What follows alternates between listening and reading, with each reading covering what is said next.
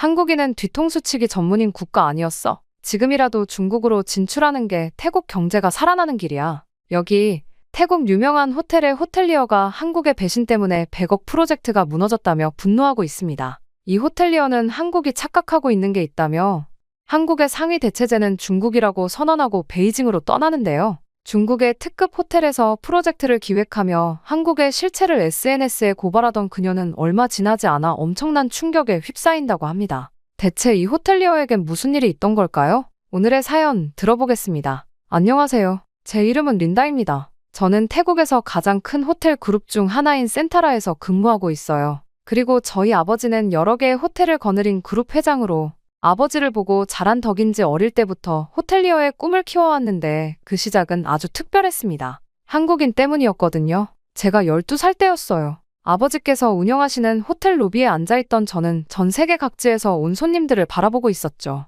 그때 한 한국인 할머니께서 길을 잃어 당황해하시는 모습이 보였어요. 저는 용기를 내어 다가갔습니다. 할머니, 제가 도와드릴까요? 저는 서툰 영어로 대화를 나누며 할머니를 객실까지 모셨습니다. 할머니는 떠나시기 전날 저에게 작은 선물을 주셨어요. 둥글둥글하고 예쁜 한국 전통 부채였는데 거기에 있는 쪽지엔 이런 글이 적혀 있었습니다. 당신의 친절함이 세상을 더 아름답게 만들어요. 그때부터였을까요? 호텔이라는 곳에 빠져들기 시작했습니다. 고등학교를 졸업할 때까지 아버지의 호텔에서 아르바이트를 하며 경험을 쌓았어요. 리셉션에서 체크인 업무를 돕고 레스토랑에서 서빙도 했죠. 손님들의 미소를 볼 때마다 가슴이 벅찼습니다. 린다, 호텔리어가 되고 싶다고. 어느 날 저녁 아버지께서 물으셨죠. 네, 아버지. 저 꼭 호텔리어가 될 거예요. 그래, 그러면 네가 세계 최고의 교육을 받았으면 좋겠구나. 그렇게 저는 스위스 글리온 호텔경영대학에 진학하게 됐습니다. 입학하던 날 푸른 알프스 산맥을 배경으로 한 캠퍼스는 마치 동화 속 성 같았어요. 하지만 그곳에서의 생활은 결코 쉽지 않았습니다. 매일 새벽 5시 기상, 완벽한 유니폼 착용을 위해 구두도 반드시 구두약을 발라 광을 내야 했죠. 조금이라도 늦으면 그날의 실습 참여가 제한됐으니까요. 린다, 이 와인의 특징을 설명해보렴. 와인 수업에서 교수님이 물으셨어요. 네, 이 와인은 2015년산 보르도 지역의 카베르네 소비뇽으로 블랙베리와 바닐라 향이 조화롭게 어우러져 있습니다. 타닌이 부드럽고 훌륭해. 넌 타고난 감각이 있어. 그리고 레스토랑 서비스 실습도 쉽지 않았습니다. 손님 역할을 하시는 교수님들은 정말 까다로우셨어요. 포크의 방향이 1도라도 틀어져 있으면 지적을 받았죠. 하지만 그런 엄격한 교육 덕분에 저는 빠르게 성장할 수 있었습니다. 그렇게 3년간의 고된 생활 끝에 저는 수석으로 졸업했어요. 졸업식장에서 아버지는 처음으로 제 앞에서 눈물을 보이셨습니다. 자랑스럽다, 내 딸. 이제 진정한 시작이란다. 그리고 태국의 가장 유명한 호텔 그룹 중 하나인 센타라에 합격한 후 저는 놀라운 속도로 성장했어요. 첫 프로젝트였던 방콕 시내 부티크 호텔 리모델링이 대성공을 거두면서 그룹 내에서 주목받기 시작했습니다. 린다, 이번 리모델링은 정말 대단했어요. 객실 점유율이 30%나 상승했다고요. 동료들의 칭찬에 힘입어 저는 더 큰 프로젝트들을 맡게 됐습니다. 푸켓의 리조트 신축 프로젝트, 치앙마이 호텔 인수 작업까지 모든 것이 순조로웠죠. 호텔 경영 컨설팅 사업도 시작했는데 놀랍게도 1년 만에 연매출 3천만 달러를 달성했습니다. 그러던 어느 날 부사장님께서 저를 호출하셨어요. 린다, 서울에 새로 오픈할 특급 호텔 프로젝트 총괄을 맡아주었으면 하는데. 서울 프로젝트라니요? 한국은 지금 관광 산업이 급성장하는 시장이야. 우리 그룹의 미래가 걸린 중요한 프로젝트지. 한국이라니 가슴이 두근거렸습니다. 어릴 적 그 할머니도 생각이 났어요. 그렇게 한국의 호텔 산업을 연구하면서 많은 것을 배웠어요. 그들의 체계적인 시스템, 완벽을 추구하는 서비스 정신, 모든 것이 감탄스러웠죠. 하지만 행복은 오래가지 않았습니다. 어느 날 아침 한 통의 전화가 걸려왔어요. 린다님, 큰 문제가 생겼습니다. 서울 프로젝트 담당자의 목소리가 떨렸어요. 비자 심사가 갑자기 강화되어서. 네? 무슨 말씀이신가요? 순간 머리가 하얘졌습니다. 수개월간 준비해온 프로젝트가 무산될 위기에 처한 거예요. 태국 내에서 벤코리아 시위가 격해지고 있었고 SNS에서도 이미 반한 정서가 들끓었습니다. 태국 상류층 고객들이 한국 호텔 예약을 줄줄이 취소하기 시작한 거예요. 우리 통러 주민들은 더 이상 한국 호텔을 이용하지 않기로 했습니다. 우리를 무시하는 나라에 우리가 돈을 쓸 이유가 없죠. 태국인 차별이다. 더 이상 한국에 가지 말자는 댓글이 폭주했어요. 저는 오래도록 준비한 이 프로젝트의 스트레스가 이만저만이 아니었습니다. 아니, 서울 호텔에서도 좀 도와줄 수 없는 건가요? 뉴스에서 한국의 실체에 대해 본 저는 다 변명으로 들렸습니다. 태국 노동자들의 인권을 유린하고 노동력을 착취했다고요. 정말 배신감이 들더군요. 결국 저도 그 분위기에 휩쓸리고 말았습니다. SNS에서 본반한 시위 장면들이 저를 자극했고 벤코리아 운동에 동참하게 됐죠. 우리도 더 이상 한국과 거래하지 맙시다. 벤코리아, 제가 올린 글이 순식간에 10만 리트윗을 넘었어요. 태국 최대 호텔 그룹 회장의 딸이 벤코리아 운동에 동참했다는 뉴스가 전국으로 퍼져나갔죠. 파트너사들의 반응도 즉각적이었습니다. 린다님, 저희도 계약을 재검토해야 할 것 같습니다. 시장 분위기가 이런데 프로젝트를 계속 진행하기는 어려울 것 같네요. 한국의 파트너사 대표님도 답답한 마음을 전해왔어요. 린다 씨, 우리가 어떻게 하면 좋을까요? 이건 분명히 오해입니다. 한국은 결코 태국을 차별하지 않아요. 하지만 이미 사태는 걷잡을 수 없이 커져버렸어요. 투자자들이 하나둘 발을 빼기 시작했고 계약 파기 위약금을 검토하자는 이야기까지 나왔죠. 린다, 이대로 가다간 한국 때문에 우리 그룹의 신용도 모두 잃을 수 있어. 아버지의 목소리가 무거웠어요. 다른 시장을 알아보는 게 어떻겠니? 중국도 나쁘지 않을 것 같았어요. 중국도 엄청 큰 시장이잖아요. 베이징에 도착하자마자 저는 럭셔리 호텔들을 둘러보기 시작했습니다. 그렇게 저는 베이징으로 향했습니다. 첫 방문지는 베이징 웨스틴 호텔이었어요. 로비에 들어서는 순간 뭔가 이상하다는 느낌이 들었죠. 대리석 바닥이 얼룩덜룩했고 공기 중에는 묘한 냄새가 떠다녔어요. 린다님, VIP 라운지로 안내해드리겠습니다. 호텔 매니저를 따라 엘리베이터에 탔어요. 문이 열리자마자 제 코를 찌른 건 곰팡이 냄새였습니다. 7성급을 자랑하는 호텔의 VIP 라운지라고는 믿기지 않았어요. 이 냄새는 뭔가요? 아, 습도 때문에 좀 그렇습니다. 곧 해결될 거예요. 하지만 더 놀라운 건 따로 있었어요. VIP 라운지의 뷔페 코너에서는 믿기 힘든 광경이 펼쳐지고 있었거든요. 한 손님이 접시에 음식을 산처럼 쌓아 올리고 있었어요. 디저트 접시에 메인 요리를 올리고 그 위에 또 다른 디저트를 마구 쌓아 올리는 시기였죠. 더 충격적인 건 그 다음이었어요. 어떤 손님이 조심스레 주변을 살핀 후 가방에서 비닐봉지를 꺼내더니 음식을 담기 시작하는 거예요. 저기요, 손님이 음식을... 쉿, 린다님, 제발요. 저희도 알지만 어쩔 수 없어요. 그리고 화장실에 들어갔을 때는 정말 충격이었습니다. 바닥은 끈적거렸고 세면대 주변은 물이 널브러져 있었어요. 변기 주변은 차마 설명하기도 힘든 상태였죠. 매일 청소하시는 거 맞나요? 물론이죠. 하루에 3번이나 하는걸요. 하지만 손님들이 워낙 험하게 쓰셔서요. 다음날 방문한 고급 레스토랑의 모습은 더욱 충격적이었습니다. 웨이터가 안내하는 순서도 무시한 채 손님들이 마음대로 자리를 옮겨 다녔어요. 죄송합니다만 예약하신 테이블이 됐어요. 우리가 여기 앉을 거예요. 레스토랑 매니저는 그저 웃음으로 넘겼습니다. 중국에서는 이해해야 해요. VIP 손님들은 더 까다로우시죠. 게다가 식사 중에도 손님들은 큰 소리로 이야기하고 때로는 소리를 지르듯 웃었어요.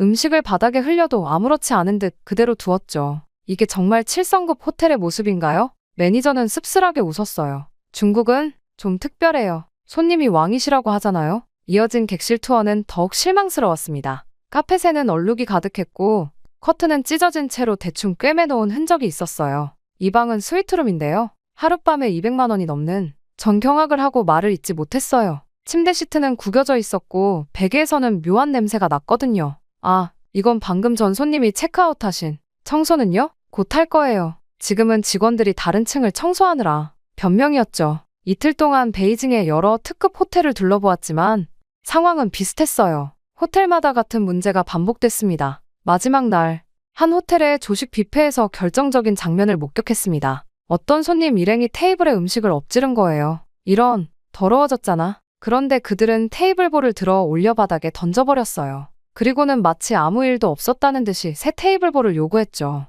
호텔 직원들은 마치 일상적인 일인 것처럼 대응했어요. 아무 말 없이 테이블볼을 갈아주고 음식을 다시 세팅해 주었죠. 저는 그 자리에서 바로 호텔을 나왔어요. 더 이상 볼 필요가 없었거든요. 택시를 타고 공항으로 향하면서 깊은 생각에 잠겼습니다. 중국이 정말 내가 원하는 시장일까? 이런 곳에서 우리의 브랜드 가치를 지킬 수 있을까? 한국이랑 너무 다르잖아. 베이징에서 돌아온 후 저는 밤새 잠을 이루지 못했습니다. 중국의 충격적인 경험이 계속 머릿속을 맴돌았거든요. 문득 한국의 호텔들이 그리워졌습니다. 다시 한번 제대로 알아봐야겠어. 저는 한국과 관련된 모든 자료를 찾아보기 시작했어요. 처음에는 단순히 호텔 산업에 대해서만 조사하려 했는데 점점 더 깊이 파고들게 됐죠. 어머나, 첫 번째 놀라운 발견은 한국의 태국 지원 실적이었어요. 지난 10년간 한국 기업들이 태국에 수많은 일자리를 창출했다는 사실을 알게 됐습니다. 한국이 태국에 이렇게까지 영향을 줬다고 하며 제가 찾아본 자료들을 하나하나 읽어보는데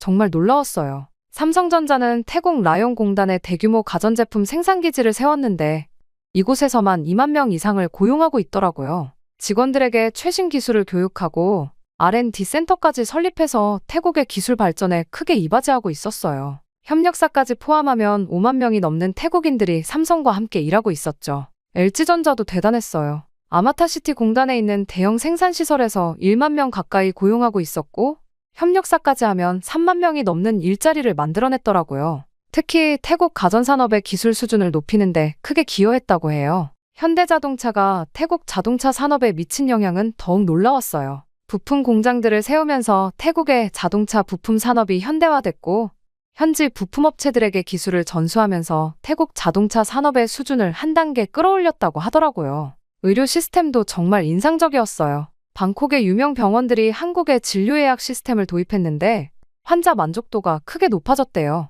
게다가 한국식 건강검진 센터를 들여오면서 태국인들의 건강관리 문화도 많이 바뀌었고요. 특히 감동적이었던 건 노인복지 분야예요. 한국의 실버타운 모델을 배워와서 태국에 적용했더니 큰 성공을 거뒀대요. 방문 요양 서비스나 노인 돌봄 프로그램 같은 것들이 태국 노인분들의 삶의 질을 크게 높여줬다고 해요.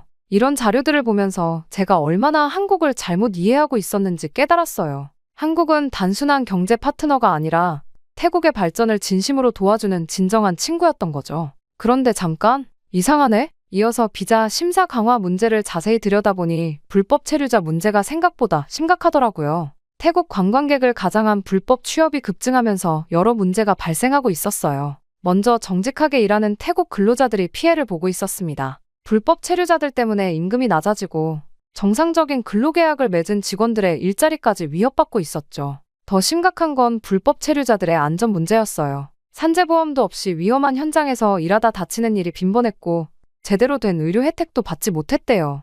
임금 체불도 심각했고요. 기업들도 어려움을 겪고 있었어요. 불법 취업이 늘어나니까 정상적으로 태국 직원을 채용하려는 기업들마저 비자 심사가 까다로워져서 애를 먹고 있더라고요. 저희 호텔 프로젝트처럼요. 관광업계는 더 큰 타격을 입었어요. 진짜 관광객인지 불법 취업 목적인지 구분이 안 되니까 선의의 관광객들까지 까다로운 심사를 받아야 했거든요.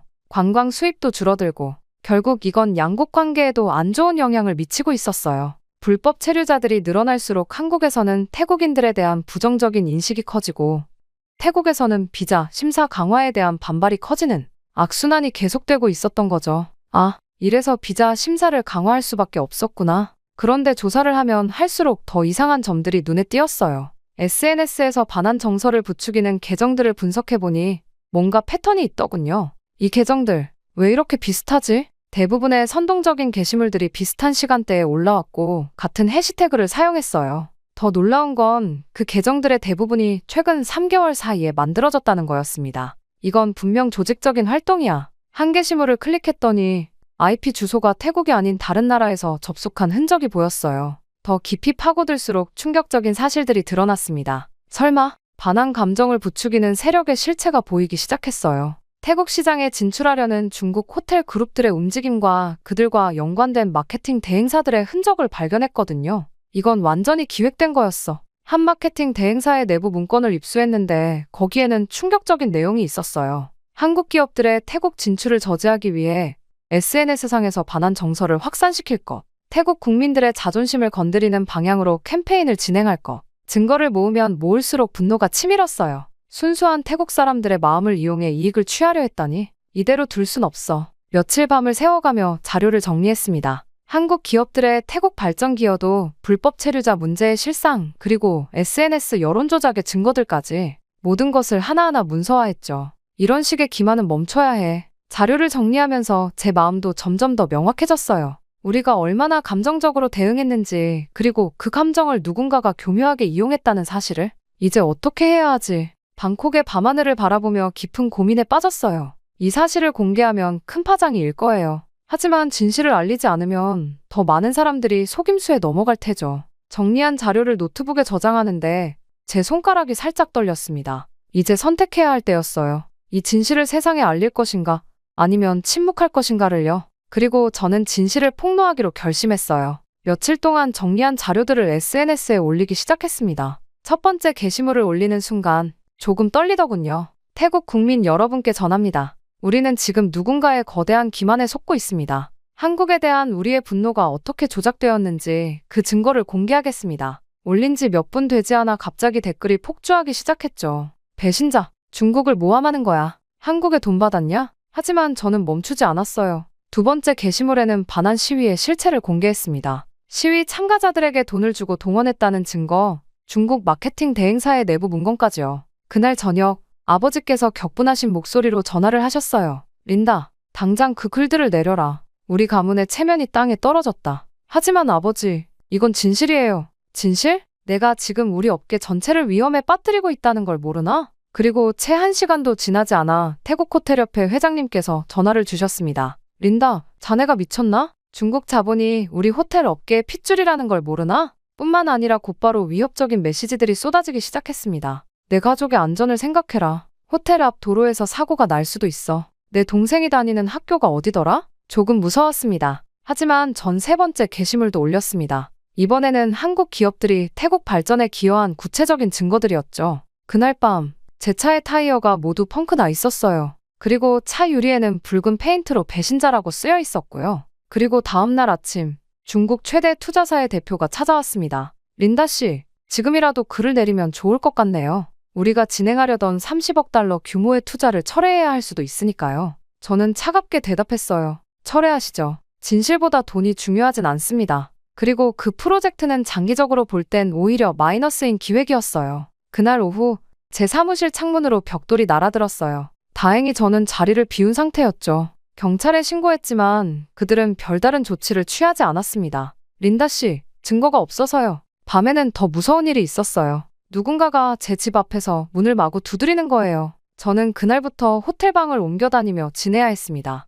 하지만 제 폭로는 계속됐습니다. 네 번째 게시물에서는 불법 체류자 문제의 실상을 공개했어요. 우리 국민들이 얼마나 위험한 환경에서 일하고 있는지, 왜 한국이 비자 심사를 강화할 수밖에 없었는지요. 그때부터였을까요? 정체를 알 수 없는 검은 차가 저를 미행하기 시작했어요. 휴대폰으로 걸려오는 협박 전화도 시간마다 계속됐죠. 린다, 내 목숨이 아깝지 않나? 곧 크게 다칠 거야. 관짝 사이즈를 잴까 하는데. 그날 이후 저는 혼자서 모든 것을 해결해야 했습니다. 가족들은 저를 외면했고 친구들은 연락을 끊었어요. 재계에서는 제 이름이 금기어가 됐죠. 하지만 이상하게도 제 마음은 너무나 평화로웠습니다. 마지막 게시물을 올리면서 이렇게 적었어요. 협박해도 소용없습니다. 제 목숨을 위협해도 진실을 막을 순 없어요. 우리 국민들이 알아야 할 진실이니까요. 한국에 대해서 많은 외국인들이 놀라는 것들이 또 있는데요. 특히 사업을 위해 한국에 방문한 외국인들이 감탄하는 회사가 있다고 합니다. 독보적인 업계 1위이면서 고객 만족뿐 아니라 지역사회 환원까지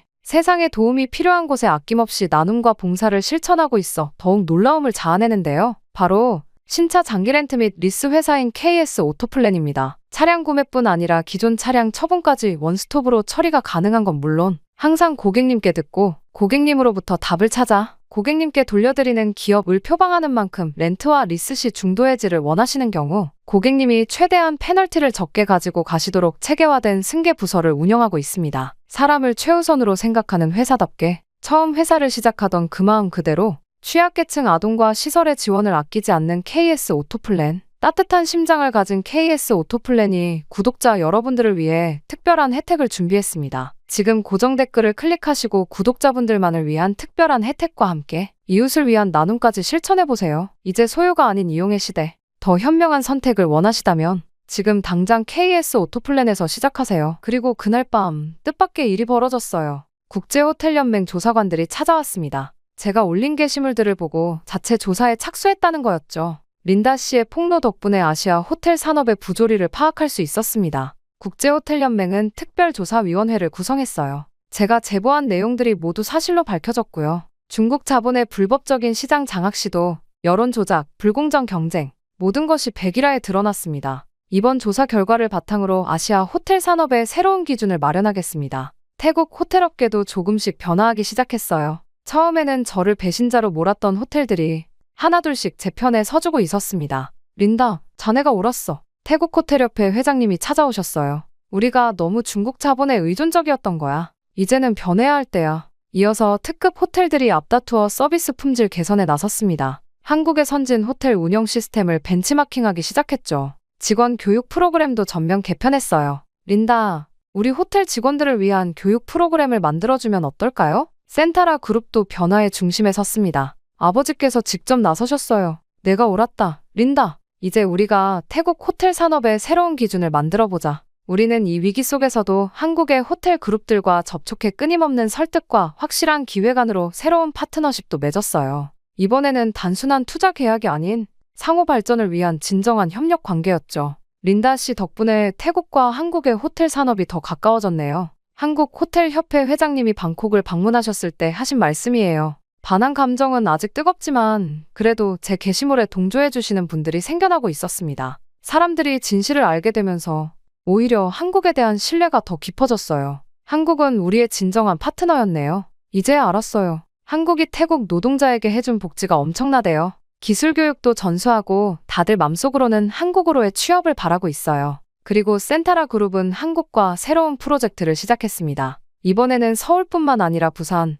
제주에도 호텔 사업을 협력하기로 했어요. 린다, 이제 내가 이 프로젝트의 총책임자야. 아버지께서 말씀하셨죠. 네가 지켜낸 진실이 우리에게 새로운 길을 열어줬으니까. 네, 아빠. 믿어주셔서 감사해요. 지금 센타라의 새로운 슬로건을 아세요? 진실과 함께하는 환대입니다. 저는 매일 아침 이 슬로건을 보며 미소 짓습니다. 때론 위험하고 두려웠지만 진실을 선택한 그때의 결정이 옳았다는 걸 매 순간 확신하거든요. 환영합니다, 고객님. 이제 이 인사말에는 거짓 없는 진정성이 담겨 있어요. 우리는 더 이상 누군가의 조종이나 협박에 휘둘리지 않으니까요. 이것이 제가 꿈꾸던 진정한 호텔리어의 모습이었습니다. 한국인 시청자 여러분, 제 이야기는 여기까지입니다. 끝까지 들어주셔서 진심으로 감사드립니다. 처음 이 이야기를 시작할 때만 해도 제 가슴 한켠이 여전히 아팠어요. 그 힘들었던 순간들을 다시 떠올리는 게 쉽지만은 않았거든요. 하지만 이런 이야기들은 꼭 나눠야 한다고 생각했어요. 우리가 때로는 감정에 휘둘리고 편견에 사로잡히더라도 결국 진실 앞에서는 모두가 하나가 될 수 있다는 걸 보여주고 싶었거든요. 지금도 세계 어딘가에서는 누군가가 진실과 맞서 싸우고 있을 거예요. 그분들께 제 이야기가 작은 위로와 용기가 되었기를 바랍니다. 진실을 지키는 일은 외롭고 두려울 수 있어요. 하지만 그 길이 결국 우리 모두를 더 나은 곳으로 이끈다는 걸 저는 믿습니다. 다시 한번 귀한 시간 내어 제 이야기에 귀 기울여주신 여러분께 깊은 감사를 드립니다. 여러분의 일상에도 언제나 진실과 행복이 함께하기를 기도하겠습니다. 지금 이 사람들이 북한 사람들이라고 여기 한 영국의 저명한 언론사 여기자가 러시아 전쟁터에서 입수한 사진들로 인해 충격적인 진실을 확인했다고 합니다. 한국 분들이 제대로 알지 못하는 분들이 많을 것이라며 다급하게 사연을 전해왔는데요. 대체 어떤 사연인지 한번 들어보겠습니다. 안녕하세요. 저는 클라라 윌슨입니다. 저는 옥스퍼드 대학에서 국제정치학을 전공하고 지금은 영국 텔레그래프에서 10년째 기자로 일하고 있어요.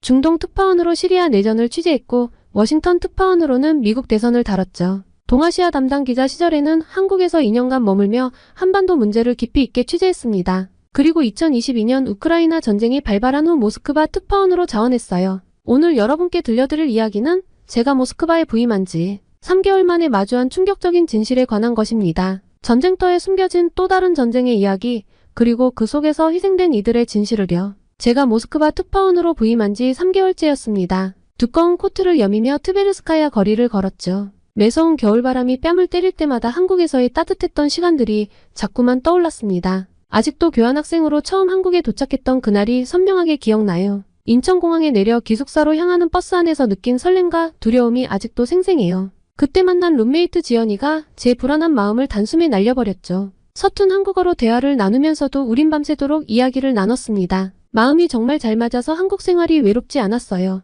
지연이가 K-팝 동아리를 추천해줬는데 나중엔 제가 더 푹 빠져버렸죠. 처음엔 춤도 못 추고 노래도 못했지만 동아리 친구들이 하나하나 가르쳐줬습니다. 연습실에서 밤늦게까지 안무를 맞추고 땀범벅이 되어 편의점 삼각김밥을 먹던 순간들이 그립니네요. 공연 준비할 때면 다들 지쳐 있었지만 서로 웃으며 격려했던 기억이 아직도 마음 한켠에 따뜻하게 남아있습니다. 한국에서의 인연은 분명 제 인생의 전환점이었습니다. 돌아보면 매 순간이 선물 같았죠. 시험 기간에 도서관에서 밤을 새우고 주말이면 한강에서 치맥을 즐기고 명절에는 지연이네 가족들과 함께 보냈어요. 한국인들의 따뜻한 정을 온몸으로 느낄 수 있었던 시간이었습니다. 이렇게 한국과 깊은 인연을 맺었기에 자연스럽게 한반도 관련 소식들을 놓치지 않고 취재해왔어요. 런던에 있을 때부터 동아시아 담당 기자로 일했습니다. 노트북 화면에 떠있는 기사들을 하나씩 훑어보았어요. 전쟁 소식들이 대부분이었죠. 민간인 사상자 수, 폭격으로 파괴된 도시들, 전선의 이동 상황. 우크라이나 전쟁이 시작된 이후로 모스크바의 공기도 한층 무거워졌고 사람들의 표정도 어두워졌습니다.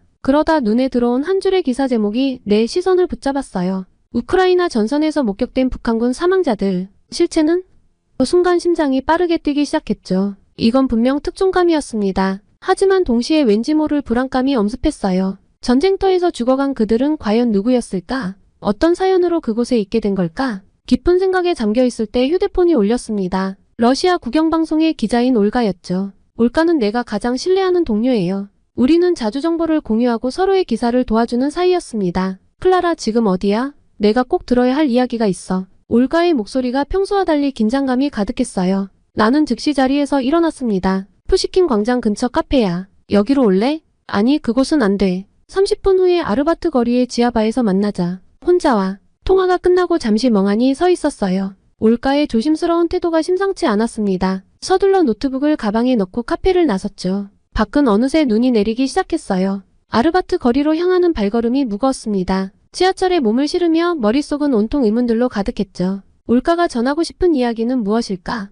왜 이렇게 비밀스러워하는 걸까? 아르바트 거리는 모스크바에서 가장 유명한 관광지 중 하나였어요. 예술가들의 그림과 거리 공연이 늘 있었지만 전쟁 이후에는 그 활기가 많이 사그라들었습니다. 올가가 말한 지하바는 거리 끝자락에 있었죠. 좁은 계단을 내려가서 무거운 철문을 열었더니 담배 연기와 위스키 향이 뒤섞인 공기가 코를 찔렀어요. 구석자리에서 올가를 발견했습니다. 평소의 밝은 표정은 찾아볼 수 없었고 굳은 얼굴로 위스키 잔을 만지작거리고 있더라고요. 앉아, 클라라. 오늘 전해줄 이야기는 아마 내 인생을 바꿀지도 몰라. 올가의 목소리가 떨렸어요. 이상한 예감이 들었습니다. 뭔가 큰일이 일어날 것 같은 느낌이었죠. 올가는 주변을 살피듯 고개를 돌리더니 휴대폰을 꺼내 테이블 위에 놓았습니다. 이것 봐. 어제 전선에서 찍은 사진이야. 올가가 보여준 화면에는 여러 장의 사진이 있었어요. 전투로 폐허가 된 마을, 파괴된 건물들, 그리고 죽어있는 군인들의 모습이었죠. 마지막 사진에서 숨이 멎는 것 같았습니다. 그때 군인의 주머니에서 발견된 쪽지가 눈에 들어왔습니다.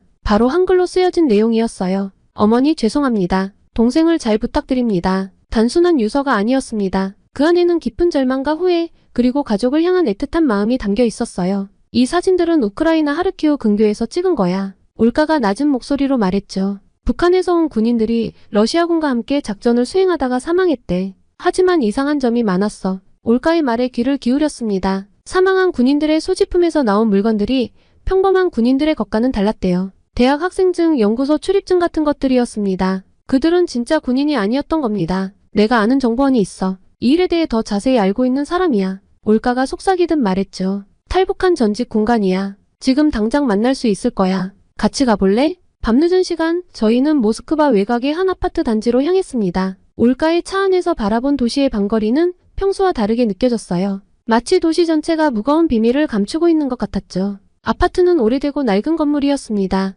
삐걱거리는 엘리베이터를 타고 7층에 도착했어요. 올가가 조심스럽게 문을 두드렸죠. 잠시 후 문이 열렸습니다. 민국 씨, 제가 말씀드린 기자를 데리고 왔어요. 그리고 문 앞에 서 있던 민국 씨는 마흔 즈음으로 보였죠. 날카로운 눈매였지만 깊은 주름 사이로 지친 삶의 흔적이 역력했습니다. 민국 씨는 저희를 거실로 안내하면서 습관적으로 주변을 살폈어요. 창문에 커튼이 모두 쳐져 있었고 테이블 위에는 여러 장의 서류들이 흩어져 있었습니다. 이 사진 속 군인들, 제가 잘 압니다. 민국 씨가 떨리는 목소리로 말을 이었어요. 저도 그들처럼 선택을 강요받았거든요. 수용소에 끌려가느냐 아니면 전쟁터로 가느냐. 민국 씨는 천천히 이야기를 풀어갔습니다. 제 아들이 16이었어요. 그저 남한 드라마를 봤다는 이유로. 정치범 수용소행이었죠. 그때 당국에서 제안이 왔어요. 러시아 전쟁터로 가면 가족들을 봐주겠다고. 민국 씨의 눈에 눈물이 고였습니다. 매일 밤 고민했어요. 전쟁터로 가서 죽느냐 아니면 온 가족이 수용소에서 죽어가는 걸 보느냐. 그런데 어느 날 아들이 제 손을 잡더니 이렇게 말하는 거예요. 아버지, 저 때문에 죽으시면 안 돼요. 그 순간 제 가슴이 찢어지는 것 같았죠. 결국 저희 가족은 탈북을 선택했어요. 하지만 모두가 그럴 수는 없었죠. 이 사진 속의 청년들처럼 이 사람들은 가족을 지키기 위해 죽음의 길을 택할 수밖에 없었습니다. 민국 씨는 서류 뭉치를 꺼냈어요. 여기 보세요. 김성현, 23, 평양과학기술대학교 물리학과 졸업반이었어요.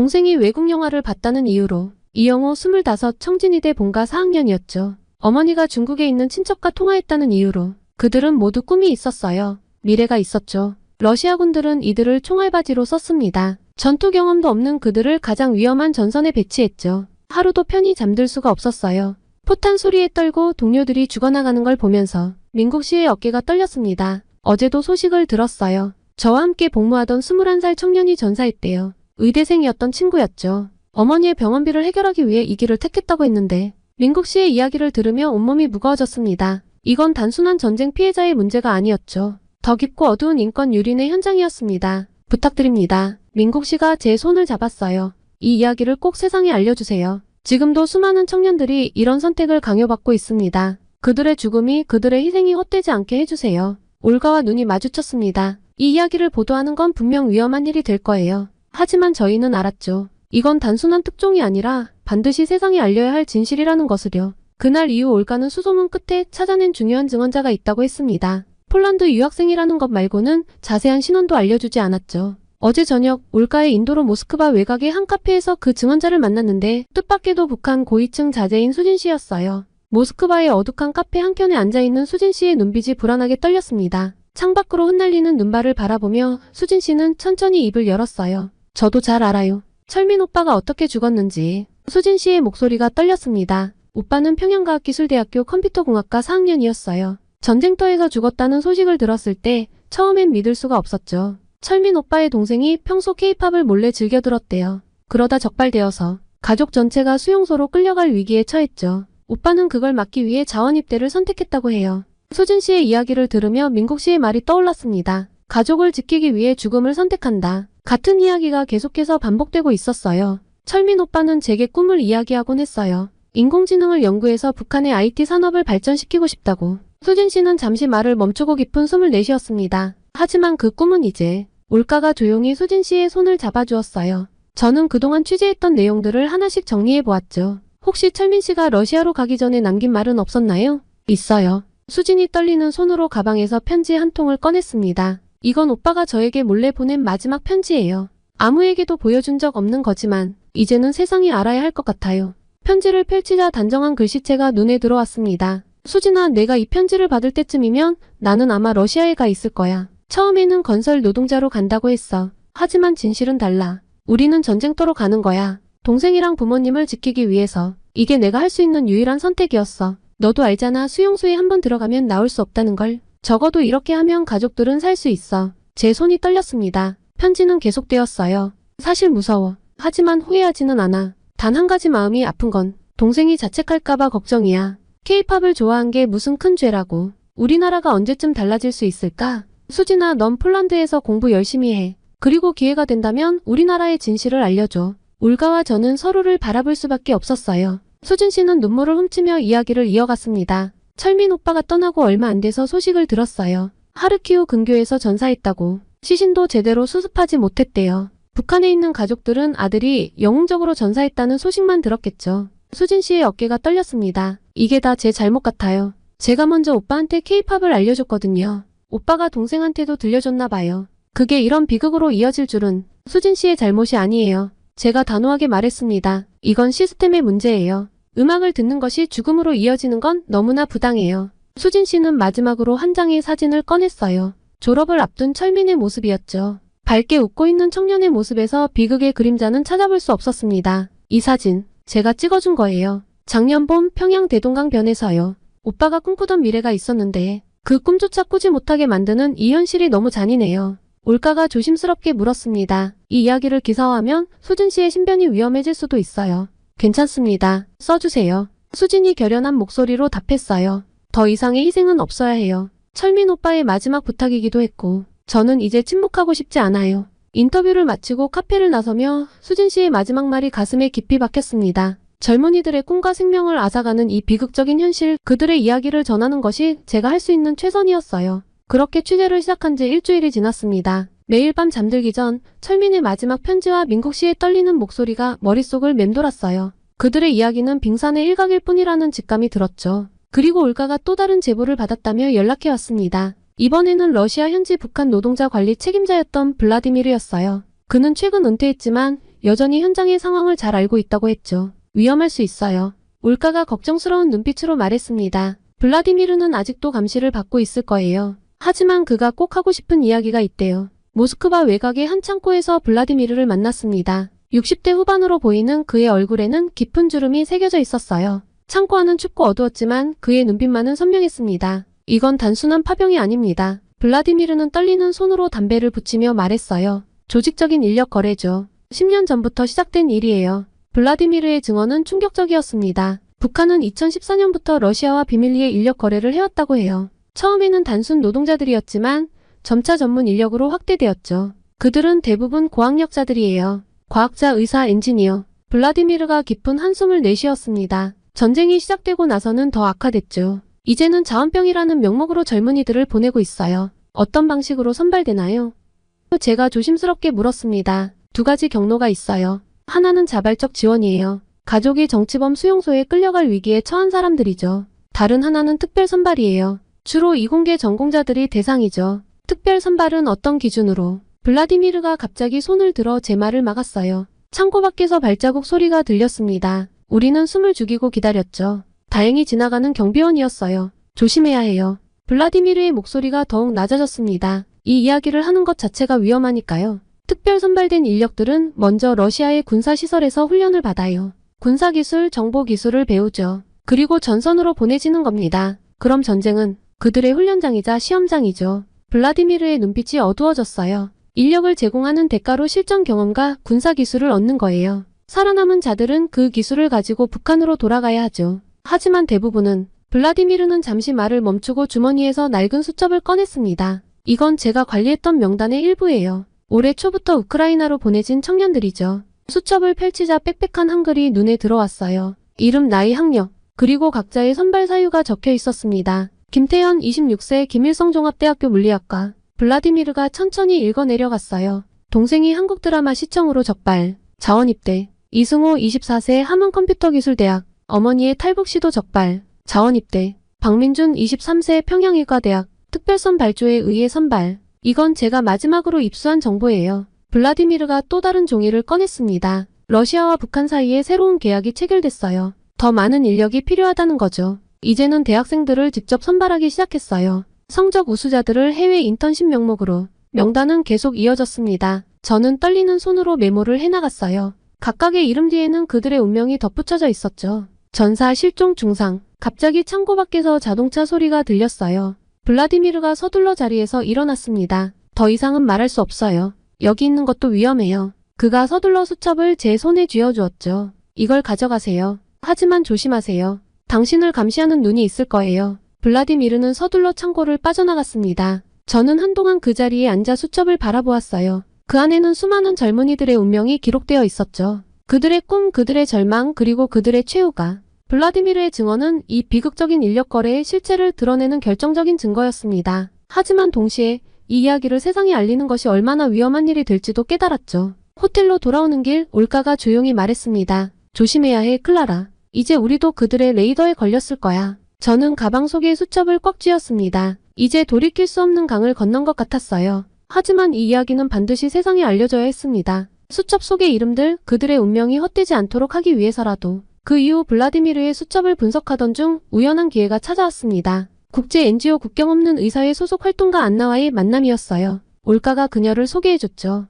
우크라이나 국경 근처에서 일하는 의료진들이 특이한 환자를 발견했대. 올가가 조심스럽게 말했습니다. 북한에서 온 병사라고 하더라. 키예프 교회의 한 비밀 병원에서 안나를 만났습니다. 그곳에는 전쟁 부상자들을 위한 임시 병동이 마련되어 있었어요. 여기서는 그를 알렉스라고 불러요. 안나가 작은 병실 앞에서 걸음을 멈췄습니다. 하지만 그 남자의 진짜 이름은 지성이에요. 평양 출신이죠. 안나를 따라 병실에 들어서자 창가에 앉아있는 젊은 남자가 보였습니다. 25 정도로 보이는 그의 왼팔에는 붕대가 감겨 있었고 얼굴에는 깊은 상처 자국이 남아 있었어요. 안녕하세요. 제가 조심스럽게 한국어로 인사했습니다. 지성의 눈이 크게 떠졌어요.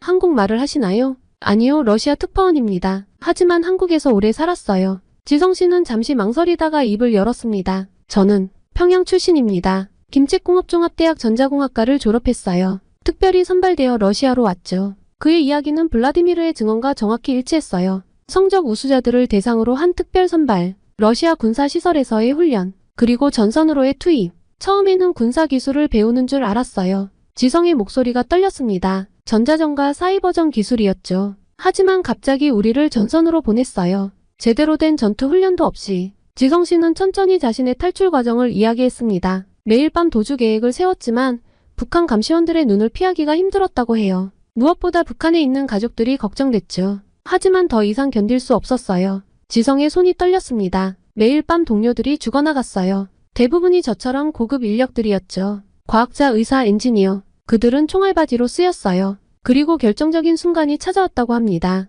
격렬한 포격 중에 북한 감시원들이 잠시 혼란에 빠진 틈을 타 도망쳤고 사흘 동안 숨어 다니다가 우크라이나군 진영에 투항했다고 했어요. 처음에는 그들도 저를 의심했어요. 하지만 제가 가진 정보가 있었죠. 지성이 쓰게 웃었습니다. 북한과 러시아의 군사협력 내용, 전자전 시스템의 구조. 그것들이 제 목숨을 살렸어요. NGO가 그를 보호하고 있어요. 안나가 설명했습니다. 하지만 아직도 위험한 상태예요. 러시아와 북한 양쪽 모두에서 그를 찾고 있으니까요. 지성 씨는 잠시 침묵하다가 한숨을 내쉬었어요. 사실 가장 괴로운 건 북에 있는 가족들 생각이에요. 제가 탈출했다는 소식을 들으면 어떻게 될지. 그의 눈에서 눈물이 흘렀습니다. 어제는 꿈에서 어머니를 봤어요. 제가 떠나기 전날 밤 어머니가 몰래 제 방에 들어오셨거든요.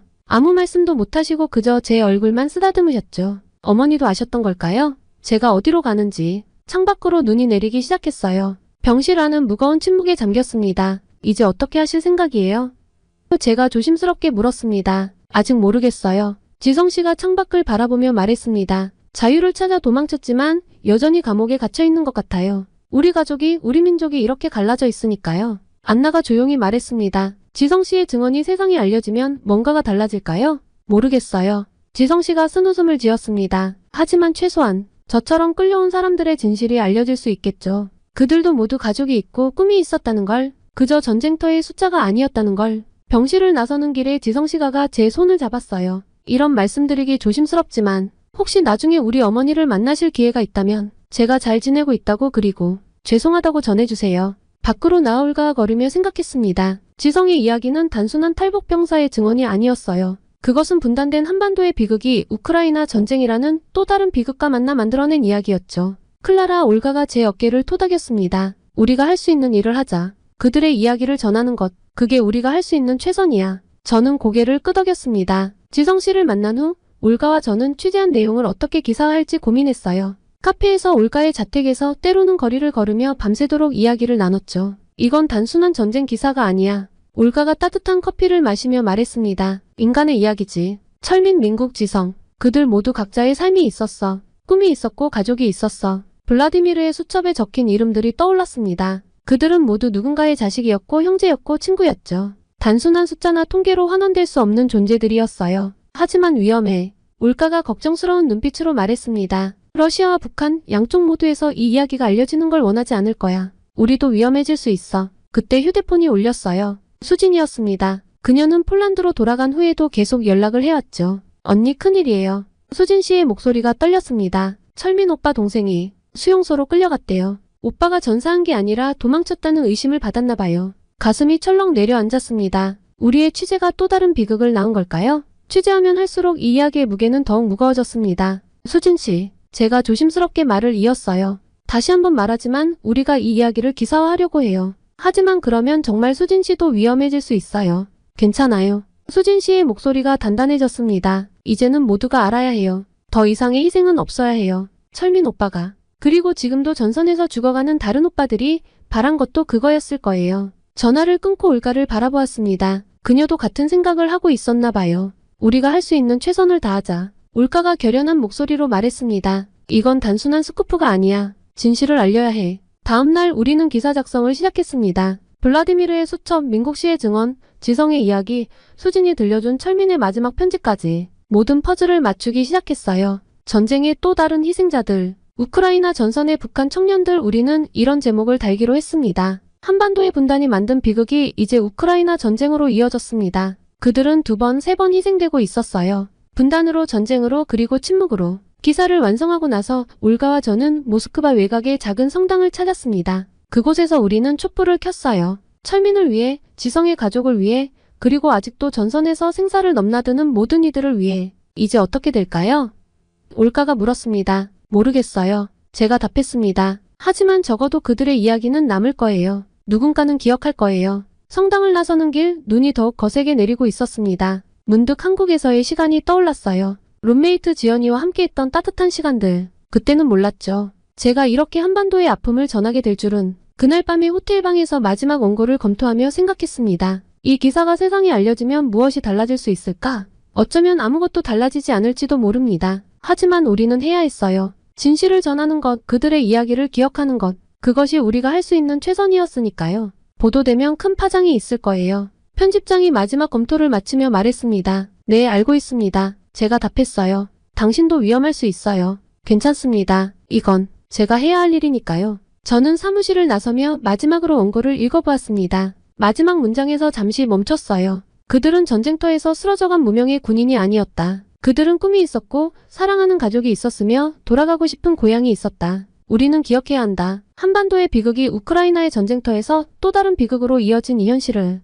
그리고 침묵 속에서 희생된 그들의 이름을. 밖으로 나오자 찬바람이 뺨을 스쳤습니다. 하지만 이상하게도 마음은 따뜻했어요. 어쩌면 이것이 시작일지도 모른다는 생각이 들었습니다. 진실을 말하는 것으로부터 시작되는 작지만 의미 있는 변화의 시작이요. 이제 저는 다시 거리로 나가 새로운 진실을 찾아 나설 것입니다. 전쟁은 아직 끝나지 않았고 누군가는 계속해서 그 속에서 희생되고 있으니까요. 여러분께 전한 이 이야기는 전쟁이라는 거대한 소용돌이 속에 가려진 작은 진실들에 관한 것이었습니다. 우크라이나 전선에서 쓰러져간 북한의 젊은이들, 그들의 꿈과 절망, 그리고 남겨진 가족들의 이야기를요. 긴 시간 제 사연을 들어주신 여러분께 깊이 감사드립니다.